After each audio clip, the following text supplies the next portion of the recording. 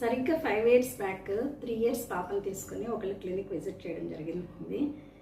ఆ 3 years పాపకి వాడి తనతో పాటు తన చిన్న అన్నయ్య అంటే వాడికి 5 years వాటిని ఇద్దరిని తీసుకొని వచ్చారు. ఇద్దరు చైల్డ్ పేషెంట్స్గా ఛాంబర్లోకి ఎంటర్ అవ్వడం జరిగింది.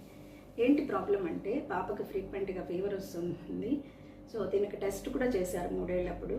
ఈజీగా తను పడినప్పుడు పెద్ద పెద్ద గాయాలు తగిలి బ్లీడింగ్ అవుతూ ఉంటుంది. చాలా పేల్ అవుతుంది, అనమిక్ అవుతుంది, ఫీవర్స్ ఎక్కువ ఉంటున్నాయి, తిన్నది అరగడం లేదు. ఈ మధ్యకాలంలో స్టూల్ కూడాను చాలా ఇబ్బందిగా ఉంది అని చెప్పి డాక్టర్ దగ్గర తీసుకుని వెళ్తే రకరకాల పీడియాట్రిషియన్స్ టెస్ట్ చేసిన తర్వాత ఈవెన్ హిమోగ్లోబిన్ చేసిన తర్వాత తనకి బోన్ మ్యారో టెస్ట్ బయాప్సీ కూడా చేయడం జరిగిందని వీపు దగ్గర ఇలాగ జరిగింది. So they diagnosed it as aplastic anaemia. So ఇదే మన టాపిక్.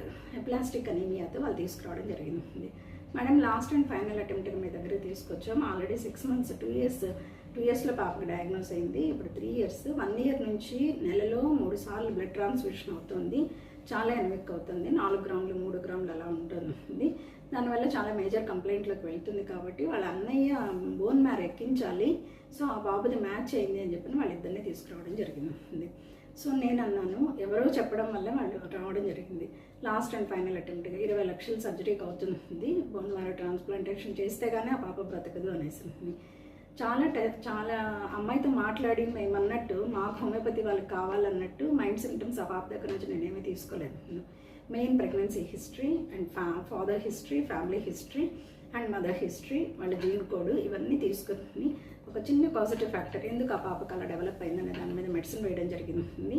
అక్కడి నుంచి హిమోగ్లోబిన్ బ్లడ్ ట్రాన్స్ఫ్యూషన్స్ లేవు.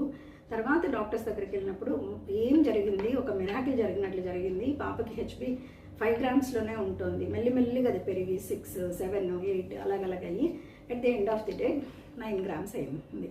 సో నా దగ్గర ట్రీట్మెంట్ తీసుకుని 5 years అయింది. సో ఇది long standing.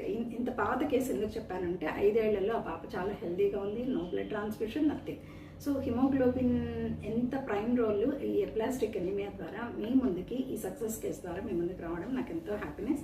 Homeopathy really does wonders. ఇలాగే ఇది విన్న తర్వాత కొద్దిమంది కాకినాడ నుంచి ఒక కేసు, రాజమండ్రి నుంచి ఒక కేసు, ఈస్ట్ గోదావరి నుంచి ఒక కేసు చిన్న పిల్లల్ని తీసుకురావడం జరిగింది. సో ఎవరికైనా ఈ కంప్లైంట్ ఉన్నప్పుడు కాన్స్టిట్యూషన్ మెడిసిన్ డస్ వండర్స్ అని చెప్పడానికి I'm so happy about it. State tune to the mighty homeopathy. సదా మీ వైద్య సేవలో మీ డాక్టర్.